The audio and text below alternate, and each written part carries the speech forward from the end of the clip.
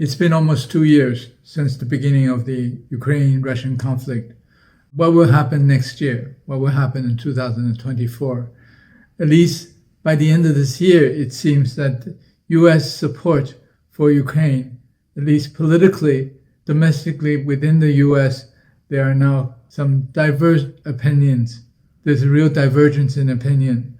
I think chances of significant continued financial and military support for Ukraine from the U.S. is going to be limited. Now, of course, EU also, there are very divergent views now on whether or not Ukraine should be continued to be supported the way it has been. The economies of EU are not doing well. We've seen the latest numbers. Germany has been in negative growth for several quarters now. France PMI started falling again for months now throughout the fall. So I think when the two major engines of economy in the EU are in this pretty difficult position, support by the populace to Ukraine to continue to provide weapons and money to Ukraine is going to be lessened. What has happened in the last 2 years throughout the conflict? A number of significant events have occurred. The Palestine-Israel conflict has occurred, which is going to drain resources from the U.S. significantly. And it looks like there are other issues coming up. The Houthis in Yemen are now starting a blockade of the Red Sea, which is very, very significant in terms of the global supply chain and the supply of energy for Europe. I think all of this will have further impact on the European economy. It's going to not all go well for the Europeans in the coming months. And it would also detract the U.S. from continued support of Ukraine. As far as the Russians are concerned, the Russian economy has recovered quite well and has in fact started growing. It has a very strong industrial base, so the military side is not a drain. They can continue to produce. Unlike the U.S., stockpile of weapons and ammunition has already dwindled, given the length of the time required, the amount required to support Ukraine over the course of the last 2 years. So I think there will be some issues, not only in terms of monetary or financial support, but also support of the hardware from the U.S. But on the Russian side, the support in terms of the effort by their industrial base on the hardware side has actually been expanding and accelerating. When you had a significant increase in oil prices last year and stayed at a significant level of over $80 a barrel, Russia still continues to do well in terms of exports. So it appears that Russia financially is doing okay. Industrially, it's expanding. So on the Ukrainian side, financially, it's not doing okay. And industrially, it's been pretty much wiped out.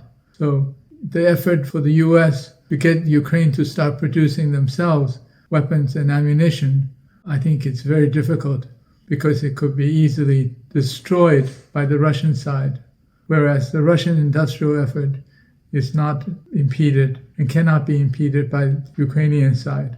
Just a little side note, over $100 billion has gone to support the war effort of Ukraine from the U.S. 90% of that was spent in the U.S. to U.S. corporations to buy equipment, buy supplies, to provide to the Ukrainians. So very little real cash has gone to the Ukrainians.